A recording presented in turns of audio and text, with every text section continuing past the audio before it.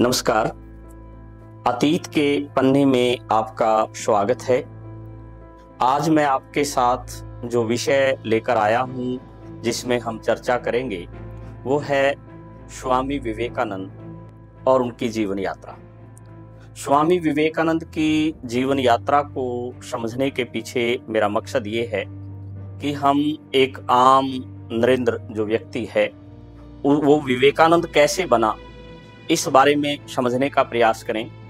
दूसरा ये कि वो भारतीय संस्कृति के संवाहक कैसे हैं, उन्होंने सर्वधर्म सम्मेलन में ऐसा क्या किया जिसके कारण उनकी पहचान बनी और आज उनके प्रति राष्ट्र कृतज्ञता व्यक्त करते हुए उनके जन्मदिन को युवा दिवस के रूप में मनाता है।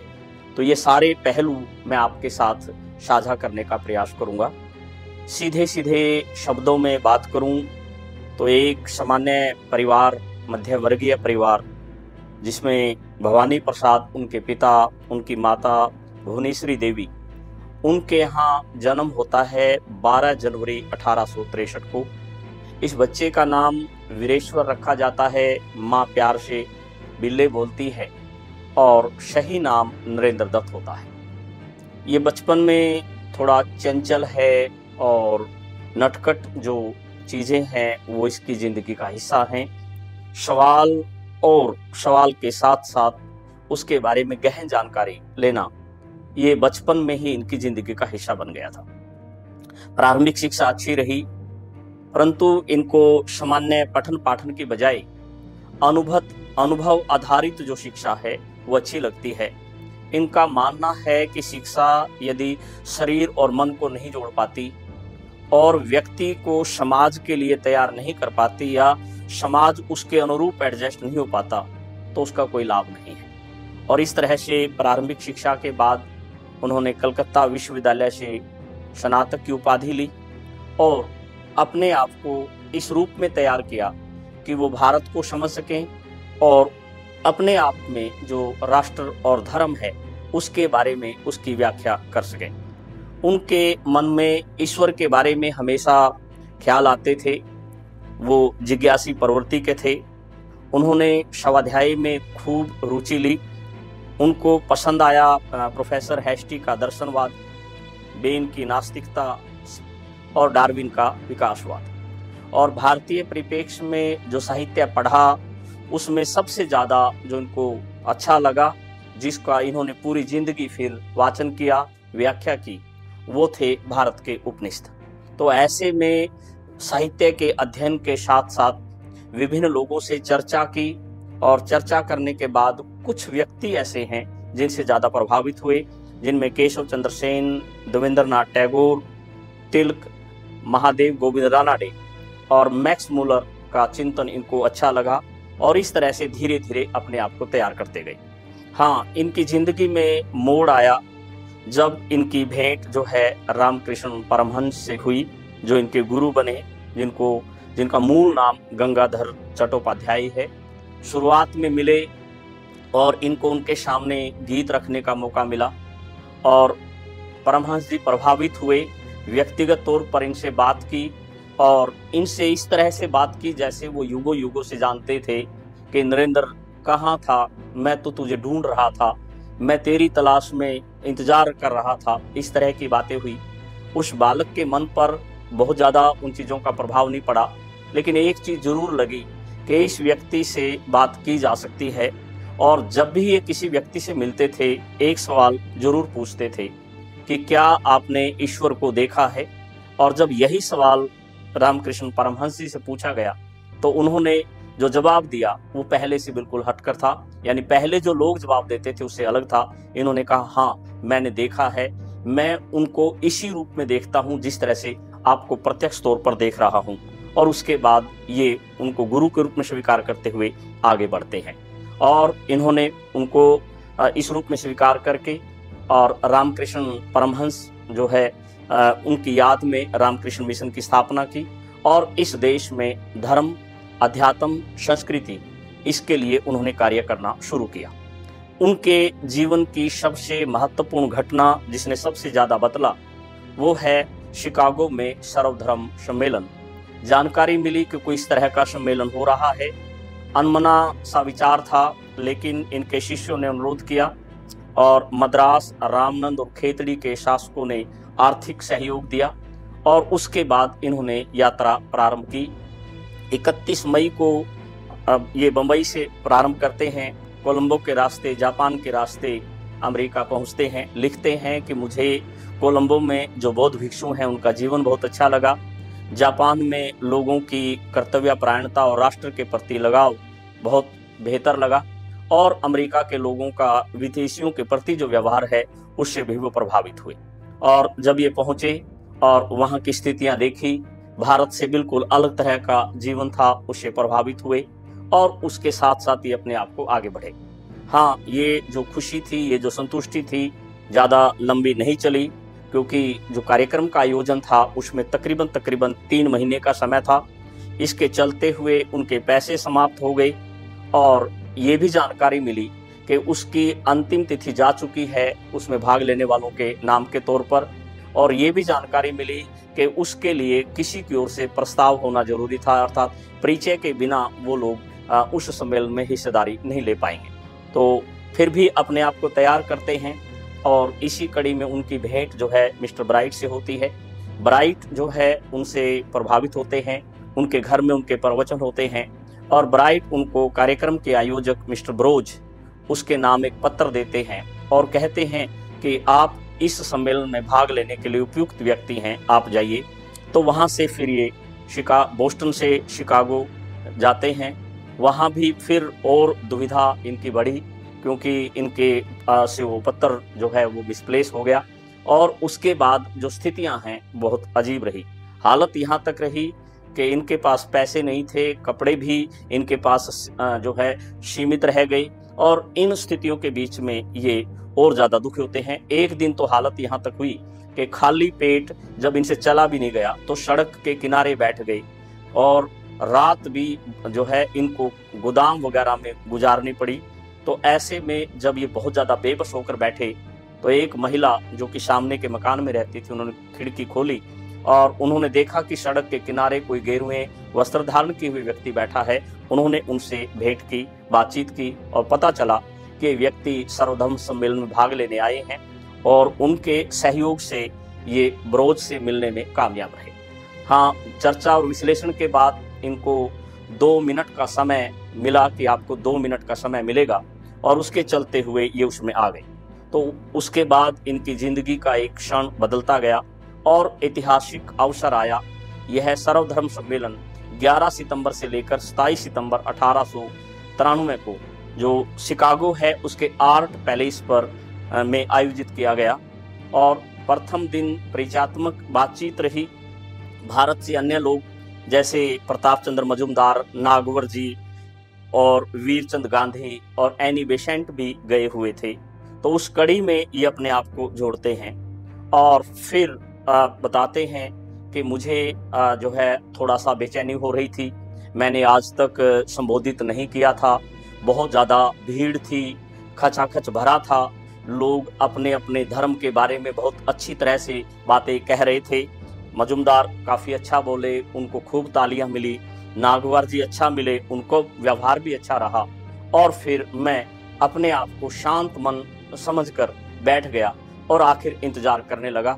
और फिर मिस्टर ब्रोज जो आयोजक थे उन्होंने परिचय दिया और परिचय के बाद 11 सितंबर को ये अपनी बात परिचयात्मक ढंग से करते हैं और उस कड़ी में इन्होंने अपनी पहली ही लाइन बोली थी,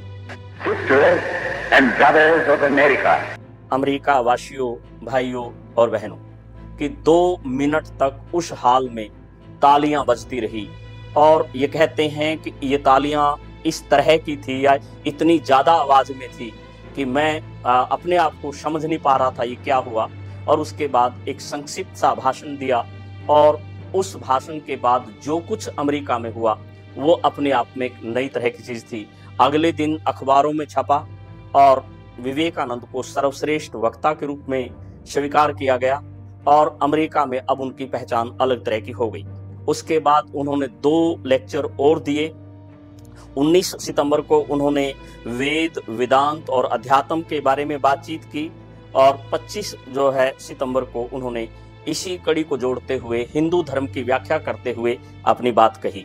और जब वो सम्मेलन कंक्लूड हुआ तो उसमें जो है बात सामने आई कि ये व्यक्ति सर्वश्रेष्ठ वक्ता है और धर्म के बारे में जो भारतीयता और भारतीय संस्कृति और भारतीय धर्म की जिस तरह से व्याख्या की वो अपने आप में बेजोड़ है। उस समय का जो अलग अलग अखबार हैं, यदि हम उनकी बात करते हैं, न्यूयॉर्क क्रिटिक है, वो लिखता है कि इस व्यक्ति ने वास्तव में धर्म का मर्म समझने में सफलता मिली है या ये हमें समझा पाए हैं। इसी तरह से नेशनल हेराल्ड जो उस समय का सबसे बड़ा अखबार था वो लिखता है कि जिस देश से इस तरह का चिंतक आ सकता है वहाँ हमें अपने भिक्षु नहीं भेजने चाहिए।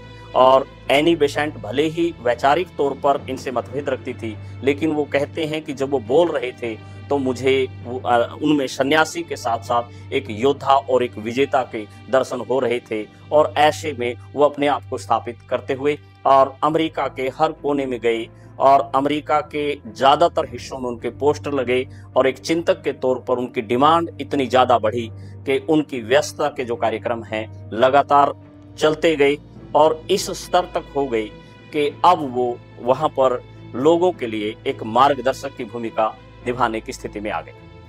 जिस तरह से अमेरिका में उन्होंने भारतीय संस्कृति, हिंदू धर्म और वेद वेदांत परंपरा को लोगों के सामने रखा, उसके चलते हुए भारत और भारतीयता नई तरह से लोगों के दिमाग में आया।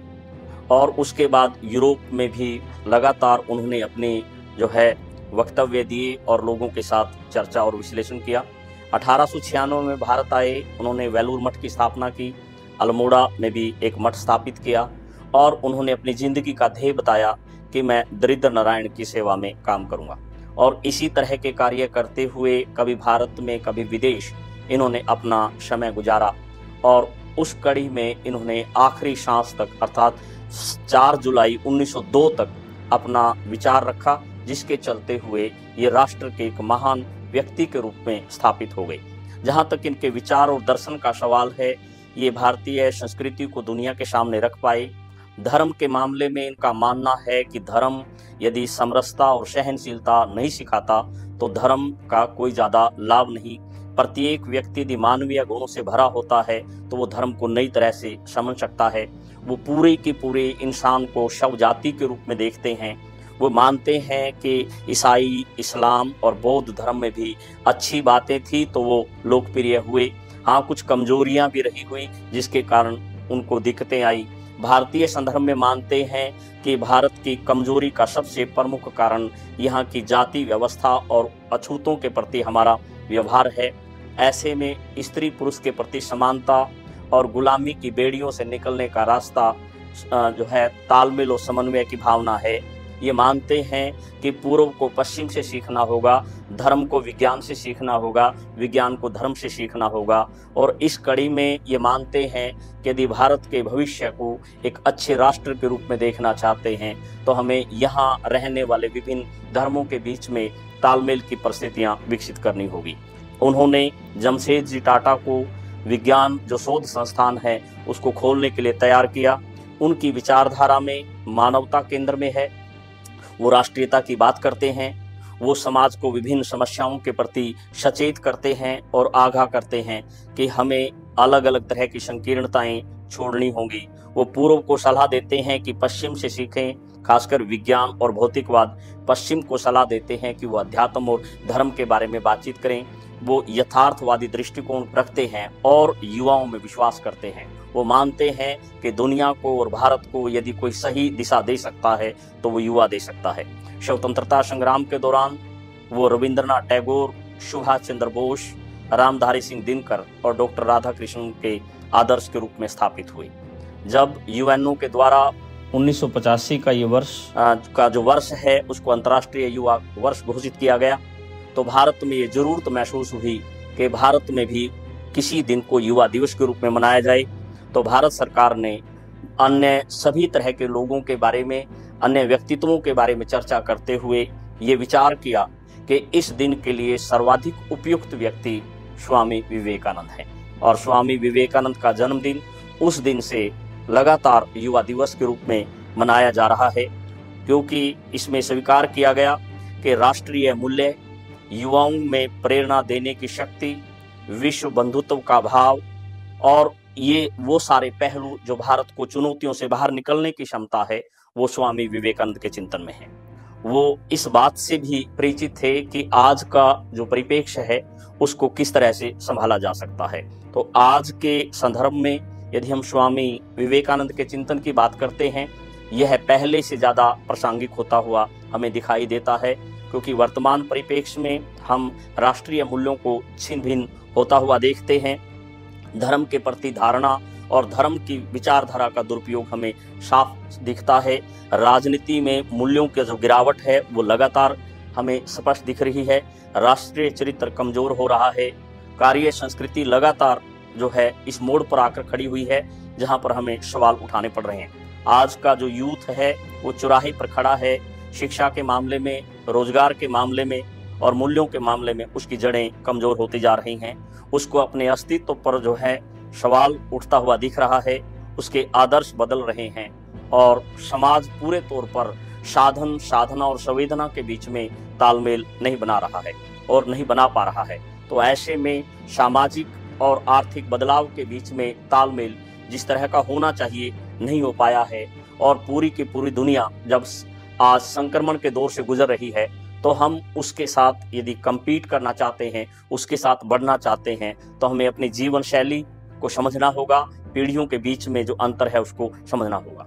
हाँ, युवाओं के लिए, क्योंकि इनका जन्मदिन युवा दिवस के रूप में मनाया जाता है, उनको स्वामी विवेकानंद से प्रेरणा लेनी होगी और प्रेरणा के साथ साथ आगे बढ़ना होगा और अपनी आज की वो सारी की सारी कमजोरियां उनको अलग अंदाज से छोड़ते हुए और स्वामी विवेकानंद से प्रेरित होकर आगे बढ़ने की बात होगी। हाँ, बड़ी पीढ़ी से भी मेरा अनुरोध है कि वो युवाओं से ज़्यादा संवाद करें, उनके साथ अपनेपन का रास्ता और वास्ता जोड़ें। यदि हम ऐसा कर पाएंगे तो स्वामी विवेकानंद और उनका जन्मदिन युवा दिवस के रूप में मनाया जाता है, उसकी सार्थकता एक नई तरह की हमारे सामने आएगी और इस तरह के व्यक्ति से जो पूरी की पूरी दुनिया सीख ले सकती है, आगे बढ़ने का रास्ता ढूंढ सकती है।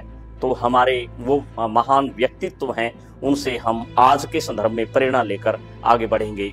धन्यवाद। जय हिंद।